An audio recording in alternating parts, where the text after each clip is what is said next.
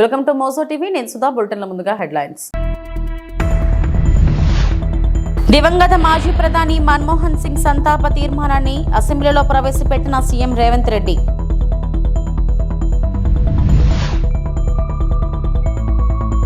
మన్మోహన్ సింగ్ హయాంలో తెలంగాణ ఏర్పడింది. కేటీఆర్ వ్యాఖ్య.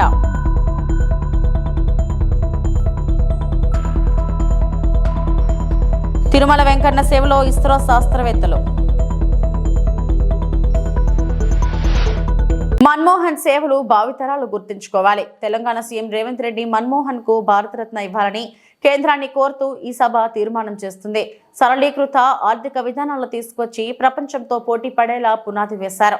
ప్రపంచం గర్వించదగ్గ ఆర్థికవేత్త మన్మోహన్ మృతి దేశానికి తీరని లోటు. నీతి, నిజాయితీ, నిబద్ధత కలిగిన నేత మన్మోహన్ సింగ్ అని విమర్శలు చేసిన జీవితాన్ని దేశానికి అంకితం చేసిన గొప్ప వ్యక్తి మన్మోహన్. ఆర్థిక, రాజకీయ అంశాల్లో ఆదర్శప్రాయుడు మన్మోహన్ సింగ్. మన్మోహన్ సింగ్ 10 ఏళ్లు ప్రధానిగా ఉన్న నిరాడంబరంగా జీవించారు. ఉపాధి హామీ పథకాన్ని అనంతపురం, మహబూబ్ నగర్ నుంచే దేశానికి అంకితం చేశారు అని సీఎం పేర్కొన్నారు. మన తెలంగాణ బిడ్డ పివి నరసింహారావు గారు ప్రధానమంత్రిగా ఉన్నప్పుడు ఆర్థిక మంత్రిగా వారు వేసిన పునాదులు ఈరోజు భారతదేశం ప్రపంచ దేశాలతో పోటీ పడడానికి పూర్తి స్థాయిలో మనం పోటీ పడుతున్నాము అని అంటే ఆనాడు డాక్టర్ మన్మోహన్ సింగ్ గారు తీసుకున్న నిర్ణయాలు. చాలామంది వారు మౌనంగా ఉంటారనో, మౌనముని అని, యాక్సిడెంటల్ ప్రైమ్ మినిస్టర్ అని రకరకాలుగా మీడియాలో కానీ విమర్శకులు విమర్శించిన వారు ఎప్పుడు కూడా వారి సహనాన్ని కోల్పోకుండా పనినే ధ్యాసగా, పని చేయడమే తన జీవిత లక్ష్యంగా ఈ దేశ ప్రజలను ఆర్థికంగా, సామాజికంగా బలోపేతం చేయడము, వాళ్ళ కోసమే తన జీవితాన్ని అంకితం చేసిన గొప్ప మహనీయుడు డాక్టర్ మన్మోహన్ సింగ్ గారు. డాక్టర్ బాబాసాహెబ్ అంబేద్కర్ గారు రాజ్యాంగాన్ని ఇవ్వడం ద్వారా ఎంత గొప్ప పరిపాలన అందించడానికి వారు పునాదులు వేసినరో ఆ స్ఫూర్తిని కొనసాగించే విధంగా, ఆ స్ఫూర్తితో పరిపాలనను అమలు చేసే విధంగా డాక్టర్ మన్మోహన్ సింగ్ గారు చట్టంలో మార్పులు తీసుకొచ్చి ఆ మార్పుల ద్వారా ప్రజలకు మేలు జరిగే విధంగా వారు నిర్ణయాలు తీసుకున్నారు. అధ్యక్ష, డాక్టర్ మన్మోహన్ సింగ్ గారు ఈ దేశానికి మాజీ ప్రధాని, మాజీ ఆర్థిక మంత్రి, మాజీ ఆర్బీఐ గవర్నర్, కానీ తెలంగాణకు మాత్రం ఆత్మ బంధువు. ఎందుకంటే 60 ఏళ్ల తెలంగాణ కళను సాకారం చేసిన నాయకుడు, ప్రధానమంత్రి హోదాలో తెలంగాణకు రాష్ట్ర హోదా కల్పించిన గొప్ప మానవతావాది. తెలంగాణలో ఆయన అనుబంధం విడదీయలేనిది, రాష్ట్రం ఉన్నంత వరకు మర్చిపోలేనిది. ఈ రాష్ట్రానికి పురుడు పోసిన డాక్టర్గా మన్మోహన్ సింగ్ గారిని తెలంగాణ సమాజం ఎప్పటికీ గుండెల్లో పెట్టుకుంటుంది. ఏ పదవులైనా, ఏ హోదాలైనా వాటికే వన్నె తీసుకొచ్చిన మన్మోహన్ సింగ్ గారు. అందుకే ఈరోజు వారికి భారతరత్న ఇవ్వాలని తమరి ముందు ఈ సభలో సభ్యులందరి ఆమోదం కోరుతూ ఈ తీర్మానాన్ని ప్రవేశపెట్టిన. ఫైనాన్షియల్ డిస్ట్రిక్ట్లో ఒక మంచి ప్లేస్లో డాక్టర్ మన్మోహన్ సింగ్ గారి విగ్రహావిష్కరణ చేసుకోవడం ద్వారా శాశ్వతంగా మనము వారి వర్ధంతులు, జయంతులు, వారి జ్ఞాపకాలు శాశ్వతంగా తెలంగాణ ప్రజల గుండెల్లో పదిలమై ఉండే విధంగా ఇంకేదైనా సలహా సూచనలు ఎవరైనా ఇచ్చినా కూడా ఒక మంచి ప్రాంతంలో, ఏ ప్రాంతంలో ఎక్కడ పెడితే బాగుంటుందో మనం తర్వాత అయినా చర్చించుకుందాం. కాకపోతే తెలంగాణ గడ్డ మీద డాక్టర్ మన్మోహన్ సింగ్ గారి విగ్రహం పెట్టుకోవడం అనేది సముచితమైన నిర్ణయం అని నేను భావిస్తున్నా. మన్మోహన్ గొప్పతనం, సామర్థ్యం, జ్ఞానాన్ని ముందు గుర్తించిన వ్యక్తి తెలంగాణ బిడ్డ పివి.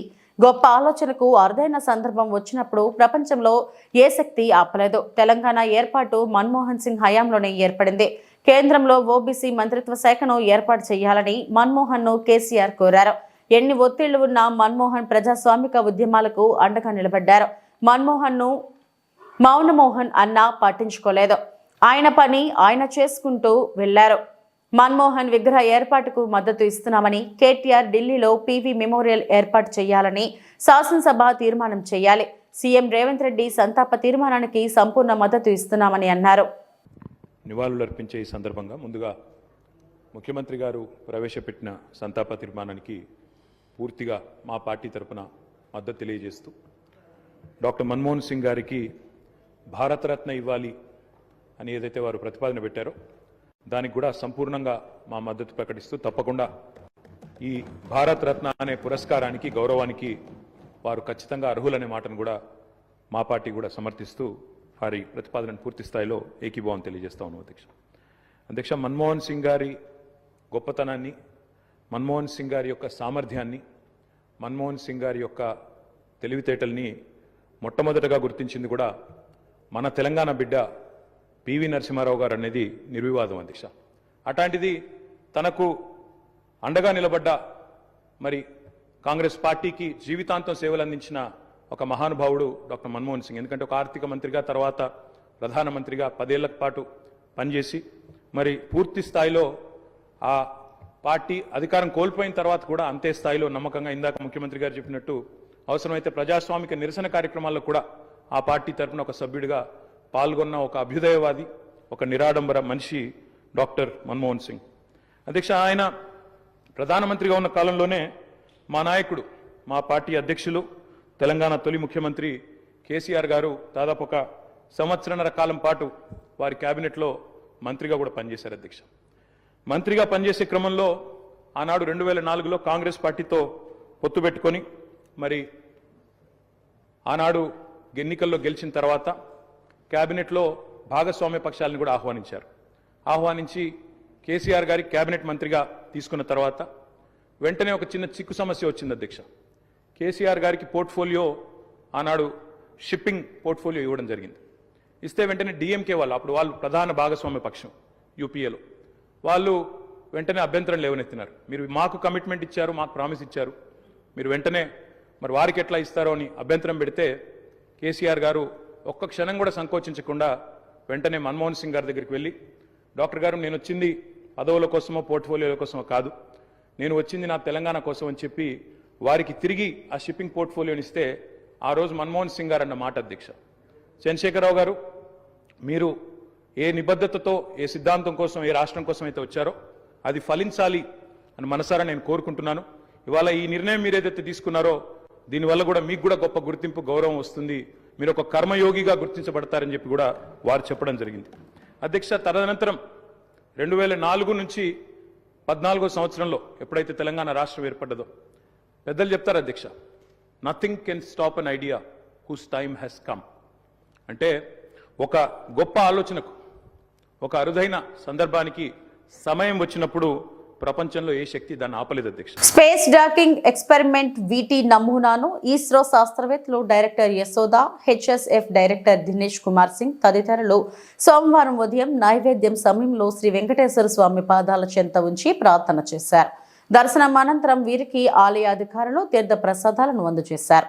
అనంతరం ఇస్రో వాళ్లు నమూనాని శ్రీహరికోటకు తీసుకువెళ్లారు.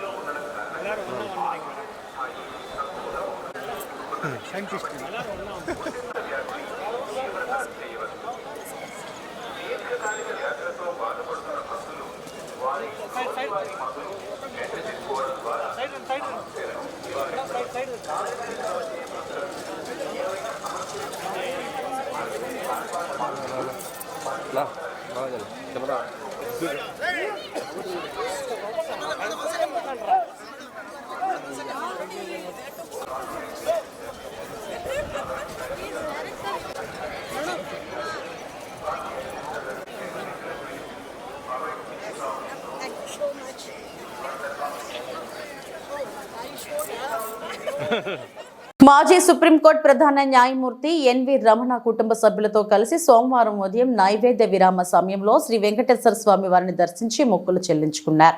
ముందుగా ఆయనకు ఆలయం మహాద్వారం వద్ద టీటీడీ అధికారులు స్వాగతం పలికి దర్శనం ఏర్పాట్లు చేశారు. దర్శనం అనంతరం రంగనాయకుల మండపంలో వేద పండితులు వేదాశీర్వచనం చేయగా ఆలయ అధికారులు తీర్థ ప్రసాదాలు అందజేశారు.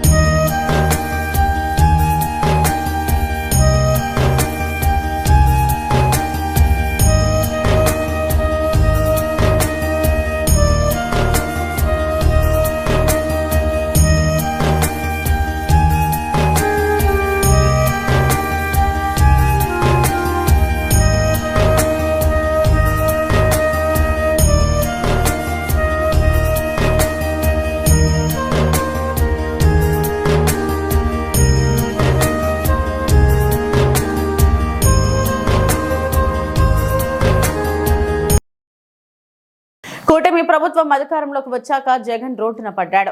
మాజీ మంత్రి పీతాని ఎమ్మెల్యే కామెంట్స్. కూటమి ప్రభుత్వం విద్యుత్ ఛార్జీలను పెంచిందని అసత్య ప్రచారంలో జగన్ మానుకోవాలని హితవు పలికారు. వైసీపీ నాయకులు కార్యకర్తలు టీడీపీ జనసేనలోకి చేరుతున్నారని, జగన్ తట్టుకోలేకపోతున్నారని, కూటమి ప్రభుత్వం విద్యుత్ ఛార్జీలు పెంచిందని అబద్ధపు ప్రచారం అపహాస్యంగా కనిపిస్తుందన్నారు. గత టీడీపీ ప్రభుత్వంలో 0 నుండి 50 యూనిట్లకి ₹1.45, వైసీపీ ప్రభుత్వంలో ₹90 చేశారు. అదే 50 నుండి 100 యూనిట్స్ కు ₹2.60 ఉండేదని, దానికి ₹3కు పెంచి వైసీపీ యూనిట్ ఛార్జీలను దఫాదఫాలుగా పెంచిన ఘనత జగన్ది అన్నారు. ఇప్పుడు కూటమి ప్రభుత్వం అదే ఛార్జీలను అమలు చేస్తున్నా విద్యుత్ ఛార్జీలను పెంచారని అబద్ధపు ప్రచారంతో వైసీపీ రోడ్లు ఎక్కడం దురదృష్టకరమన్నారు. జగన్ ప్రభుత్వం వచ్చిన వెంటనే డబ్బుల కోసం పవర్ పర్చేజ్ అగ్రిమెంట్స్ చేసుకున్నాడు. కేంద్ర ప్రభుత్వం హెచ్చరించిన పీపీఏ అగ్రిమెంట్స్ చేసిన ఘనుడు జగన్ అని మండిపడ్డారు. విద్యుత్ ఛార్జీలు పెంచారని వైసీపీ ధర్నాలు, నిరసనలు చేస్తే ప్రజలు నమ్ముతారా అని ప్రశ్నించారు. మీ ప్రభుత్వంలో 8 సార్లు 2019 నుండి 2024 వరకు విద్యుత్ ఛార్జీలు పెంచారు. విద్యుత్ ఛార్జీల భారం 36,166 కోట్లు. గత 5 సంవత్సరాలలో విద్యుత్ సంస్థలపై పెరిగిన అప్పులు 49,596 కోట్లు. మొత్తం 81,768 కోట్లు ప్రజలపై భారం పడింది. నేను చెప్తుంది నిరాధారం అని చెప్పడానికి మీకు దమ్ము ధైర్యం ఉందా అని సవాల్ విసిరారు. మీరు పీపీఏ అగ్రిమెంట్స్ రద్దు చేయడం వల్ల 3,40,00,000 నష్టం వాటిల్లిందని ప్రజలకు చెప్పాల్సిన బాధ్యత మీకు లేదా అని ప్రభుత్వం విద్యుత్ స్కామ్ నిర్వహణ వైఫల్యంపై 618 కోట్లుగా కూటమి ప్రభుత్వం అంచనా వేస్తుందన్నారు. జగన్మోహన్ రెడ్డి రోడ్డు మీద రావడానికి ఆయన పార్టీ వ్యక్తులు జనసేన లేదు తెలుగుదేశం పార్టీలో జాయిన్ అవుతున్న పరిస్థితిని తట్టుకోలేక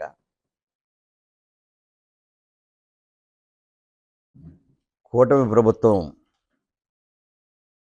విద్యుత్ ఛార్జీలు పెంచిందని ఒక దుర్మార్గమైన ఆపద్దపు ప్రచారంతో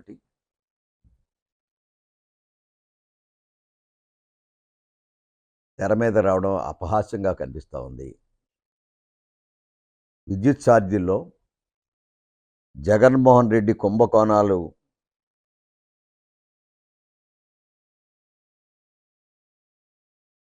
మూలంగా ప్రజలు మూల్యం చెల్లించారు అనే మాట మీకు అందరికీ తెలియవలసిన విషయం. ఉదాహరణ చూసినట్టయితే గత తెలుగుదేశం పార్టీ 0 నుంచి 50 యూనిట్లలో ₹1.45 ఉండేవి. వారి ప్రభుత్వంలో ₹1.90 చేశారు. అదే 51 యూనిట్ నుంచి 100 యూనిట్లో ₹2.60 ఉండేది తెలుగుదేశం పార్టీ గవర్నమెంట్లో. దాన్ని ₹3 చేశారు. 101 యూనిట్ల నుంచి 200 యూనిట్లలో ₹3.60 ఉంటే 4.5 చేశారు. 200 యూనిట్లు పైబడి ₹6.90 ఉంటాయి. అంటే రేట్లు పెంచింది ప్రజల నుంచి విద్యుత్ ఛార్జీల పేరిట దపదపాలుగా పేర్చి ఈరోజు తెలుగుదేశం పార్టీ అదే రేటుని కొనసాగిస్తున్నా విద్యుత్ ఛార్జీలు పెంచారనే ఆపద్ధ ప్రచారంతో రోడ్డు మీద రావడం ఆపద్ధాలకి యొక్క మహారాజు ఎవరంటే జగన్మోహన్ రెడ్డి, వైఎస్ఆర్ పార్టీ నాయకులు, రథసారి జగన్మోహన్ రెడ్డి. చెప్పడానికి ఇంతకన్నా నిదర్శనం లేవనే మాట చెప్తా ఉన్నాం. వారు వచ్చినట్టునే పవర్ పర్చేజ్ అగ్రిమెంట్లు డబ్బుల కోసం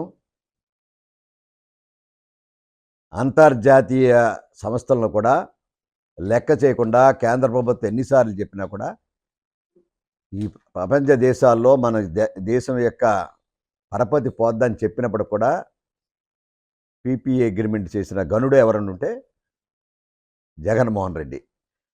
డబ్బులు దండుకోవడం కోసం చేసిన కారణం.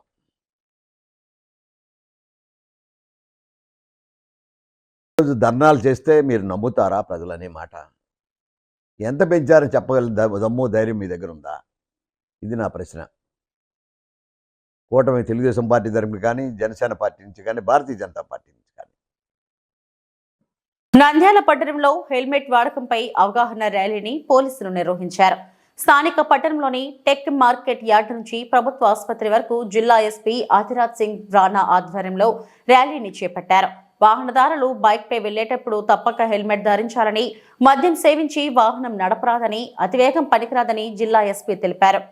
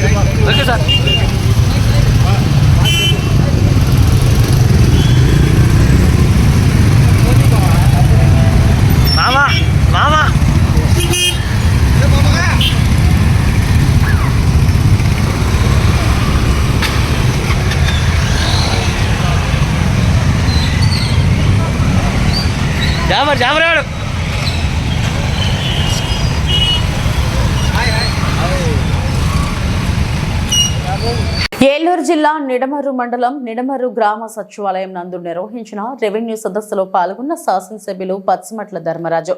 ఈ సందర్భంగా ఆయన మాట్లాడుతూ రాష్ట్ర వ్యాప్తంగా దీర్ఘకాలంగా అపరిష్కృతంగా ఉన్న భూ సమస్యలు, వివాదాల పరిష్కారమే అజెండాగా రెవెన్యూ సదస్సుల నిర్వహణకు రాష్ట్ర ప్రభుత్వం గ్రామ స్థాయిలో ఉన్న భూ సమస్యలను పరిష్కరించేందుకు రాష్ట్ర ప్రభుత్వం రెవెన్యూ సదస్సులను నిర్వహిస్తుందని, ఈ నేపథ్యంలో ప్రజలంతా ఈ యొక్క రెవెన్యూ సదస్సులను సద్వినియోగం చేసుకోవడం ద్వారా తమ యొక్క భూ సమస్యలను పరిష్కరించుకోవచ్చునని అన్నారు.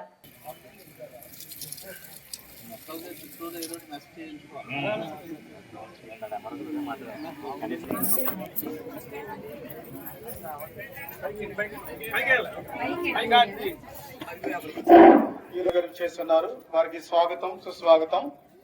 అదేవిధంగా మరి ముటూరు శాస్త్రపల్లి వారిని గౌరవ సర్పంచ్ గారు పి ఉమామహేశ్వరరావు గారిని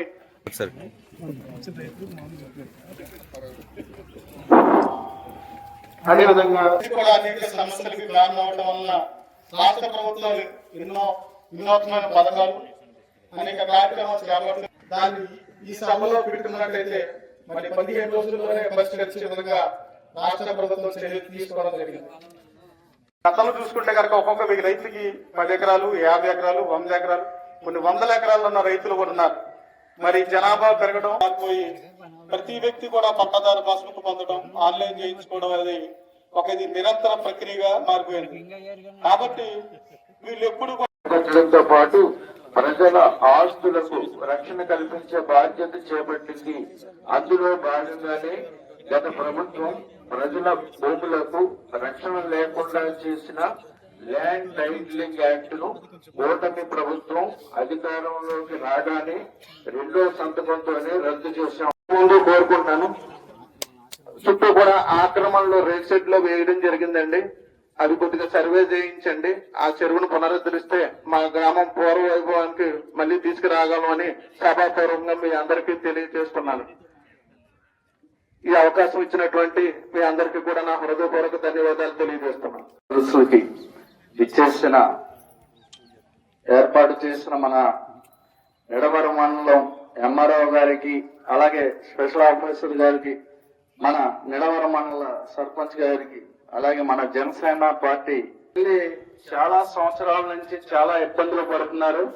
వాళ్ళందరి సమస్యలు పరిష్కరించే విధంగా ఇక్కడ అందరు ఆఫీసర్స్ వచ్చి మ్యూటేషన్స్ అయినా కేసులు ఉన్నాయి. అంటే మనం ఆల్రెడీ ఇప్పుడు మనకి చెప్పారు, ఎంపీడీఓ ఆఫీస్ కి ఇచ్చిన స్థలం ఇస్తే కనవాద కూడా వాళ్ళ దాంట్లో ఉండి ఇంకా బయటికి రాలేదని చెప్తున్నారు. దాన్ని కూడా 100% మన జేసీ గారితో మాట్లాడితే దాన్ని కంపల్సరీ అవుతుంది. దాన్ని తప్పకుండా ఆవిడ తీసుకెళ్లి మీ సమస్యను పరిష్కరించే విధంగానే ఉంటుంది.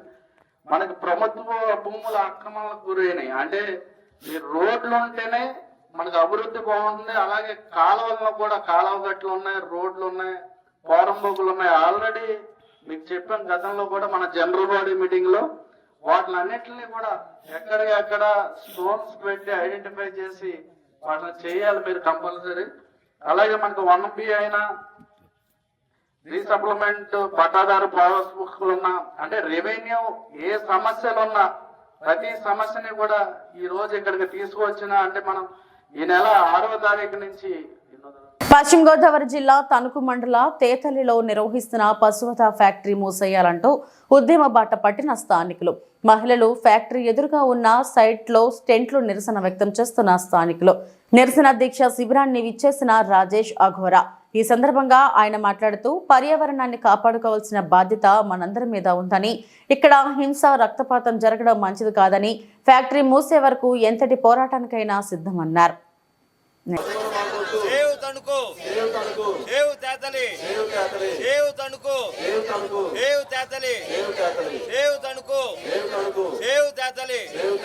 మాకొద్దు మాకొద్దు మాకొద్దు మాకొద్దు జై శ్రీమాక.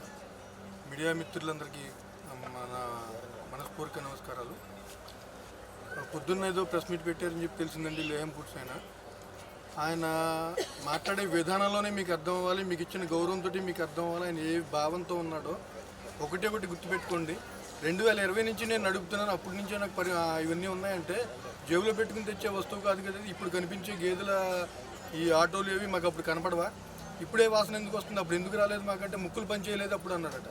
అసలు ఇంత కూడా సందర్భం లేకుండా ఇష్టం వచ్చినట్టు మాట్లాడతారు రెక్లెస్గా. నాకు ఇవి ఉన్నాయి అవి ఉన్నాయంటే ఏమున్నాయి ఆయనకి? నిజంగా ఉండేవాడైతే అంత దొంగచాటుగా ఎందుకు నడుపుకుంటాడు? ప్రతిదీ లోపలికి ఎవరికి అనుమతి లేదు. నిజంగా ప్రెస్ మీట్ పెట్టేవాడైతే హోటల్లో పెట్టవలసిన అవసరం ఏంటి? లోపల తీసుకెళ్ళి పెట్టాలి కదా. అక్కడంతా సక్రమంగా అన్నీ సక్రమంగా ఉండుంటే మరి ఇవన్నీ చేయకుండా ఎక్కడో హోటల్లో కూర్చోబెట్టి అక్కడ మాట్లాడేసి కనీసం లోపలికి ఎవరినైనా ఎప్పటికీ ఎంట్రన్స్ మొన్న మీ లేఖందరూ అందరూ కూడా వచ్చి ఇక్కడ నిలబడ్డారు. అక్కడ వెనకాల గేటు దగ్గర గేదెలు ఆపినప్పుడు ఒక్కడిని లోపలికి అనుమతించారా? అంత సీక్రెసీ మెయింటైన్ చేసుకుంటున్నారంటే దాంట్లో ఏదో జరుగుతుందని మాకైతే డౌట్ ఉంది. ఎందుకంటే అదే నిజంగా అతను చేసుకునే పని అతను చేసుకుంటుంటే కనీసం మిమ్మల్ని లోపలికి ఎలా చేద్దురు కదా. అవన్నీ ఎందుకు చేయట్లా? ఒకటే దారి ఉంది మనకి ఇటు లోపలికి రావడానికి ఇటు నుంచి. కానీ ఈ 4 సంవత్సరాల నుంచి నేను నిరాటంకంగా ఇప్పటిదాకా ఈ క్షణం దాకా నేను నడుపుకుంటా అని చెప్పే వ్యక్తి ఒక్క ఆటో చూసిన వాళ్ళు ఎవరైనా ఉన్నారా? పక్కనే FCI గోడౌన్ ఉంది కదా, అందులో హమాలీలు ఉంటారు కదా, వాళ్ళు ఎప్పుడైనా చూసారా ఒక వ్యాన్ రావడం? ఈ మధ్యకాలంలో ఈ 2 నెలల్లో ప్రతిరోజు చూస్తూనే ఉన్నారు వాళ్ళు. అంటే వాళ్ళు ఎంత మూర్ఖత్వంతో మాట్లాడుతున్నాడు, ప్రతిదాన్ని అబద్ధం మాట్లాడుతున్నాడు. ఇవన్నీ కాదండి, మన ఊరు, మన నేల, మన నీరు పాడవకుండా ఉండాలి అంటే ఇది ఇక్కడ ఉండకూడదు. దాన్ని తీయడం కోసం మేము ఎంత పోరాటానికైనా సిద్ధపడతాం. మీ అందరి సహాయ సహకారాలు కూడా మాకు కావాలని మనస్ఫూర్తిగా కోరుకుంటాను. ఇది ఇప్పటి వరకు నా బులెటిన్ అప్డేట్స్. మరిన్ని వార్తా విశేషాల కోసం చూస్తూనే ఉండండి. నమస్తే.